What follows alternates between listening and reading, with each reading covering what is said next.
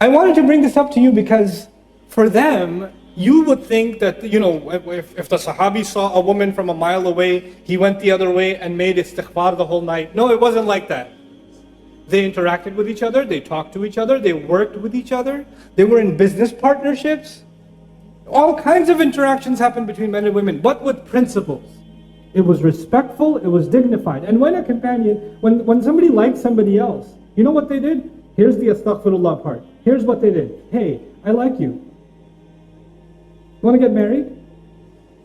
And she'd say, maybe, talk to my dad. He'd say, okay.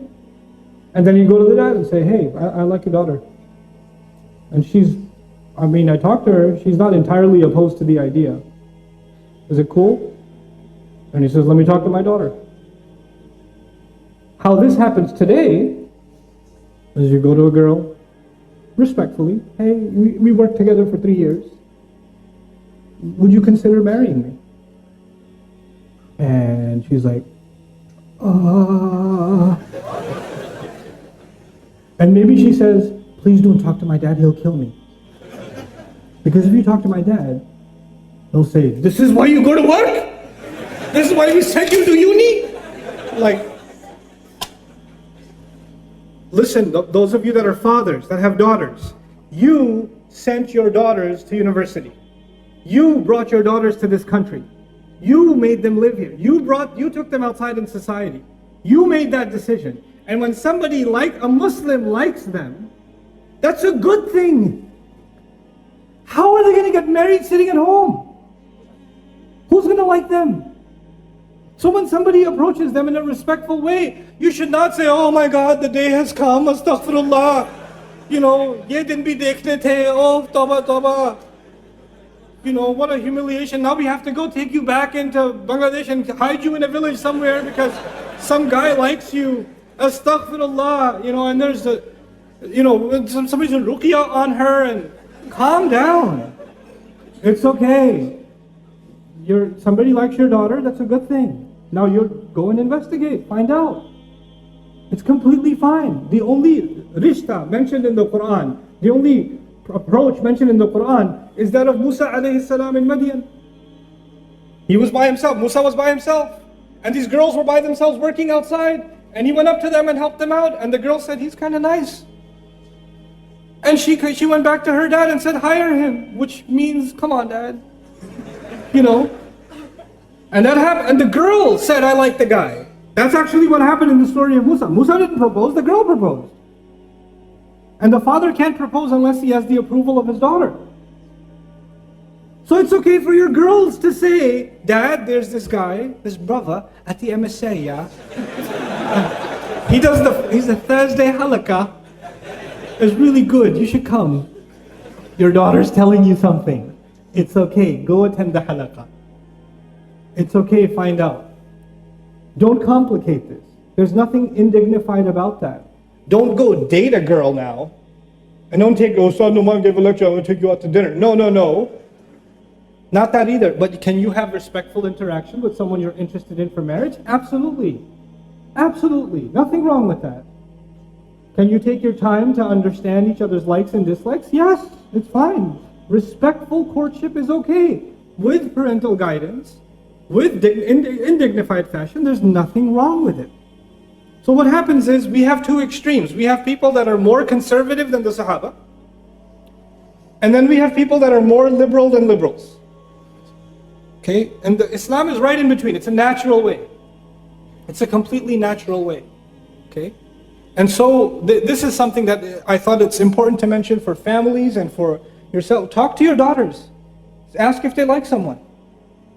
Don't create between fathers and daughters, there should be open communication. They should not be terrified to tell you that they're interested in somebody. Don't force them to marry someone they don't want to. Don't force your daughters and tell them, if you don't marry this one, who's going to come and marry you? And we already said yes to them. Don't humiliate the family and say no now.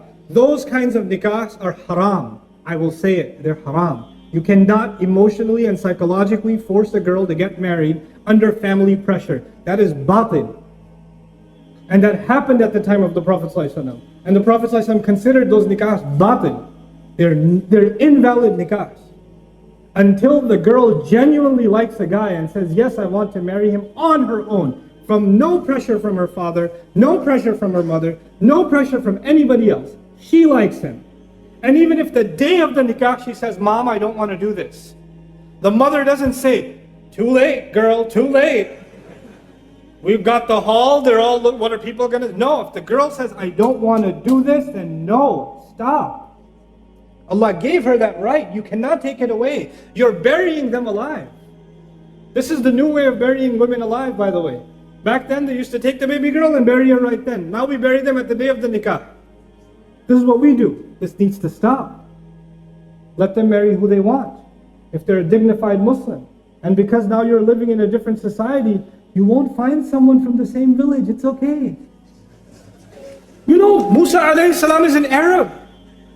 Musa is an Arab. Or actually not an Arab. He's from Israelite. And he married an Arab. He went and married in Madian, didn't he? So many Arabs say, we only marry Arab. Really? Musa alayhi salam was actually from Israel. What's up with that? You know? It's all good.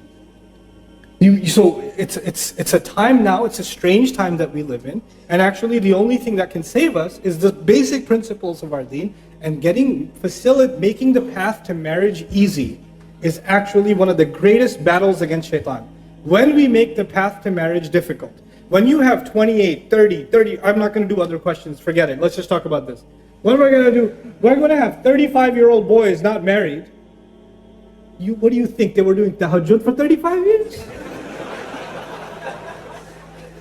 What planet do you live on? They didn't do anything haram? No evil thoughts went in their head? They didn't go to university? They didn't go to work? 28, 29-year-olds not being married? This is ridiculous. It's absolutely absurd. It's unacceptable. It's unacceptable. And we create standards that don't exist in our religion and don't make any sense. You have 3 daughters, 4 daughters. Somebody proposed for the younger daughter, and no proposal came for the older daughter. No. We go in order. Who said you go in order? Which Sharia? If there's a good blessing that came to your home for whichever age, why would you deny it? What will people say? What will Allah say when you explain yourself to Him and say, I deprived my daughter of a good nikah because it wasn't in order? What will you say to Allah? You tell me that. What are you going to do? Ridiculous. This nonsense needs to stop. Marriage needs to be made easy. And the guy's side, because Hindu tradition says the guy is the gift, so the girl's side has to give him gifts. Islam came and said the man has to give what? Mahar. The man has to give a gift. The woman is a gift to the family. And now we do in Pakistan, India, Bangladesh, Southeast Asia. No. We don't want jahez. We don't want gifts from the girl's side, but there should be something. At least a fridge. You know? That is the opposite of what Allah commanded.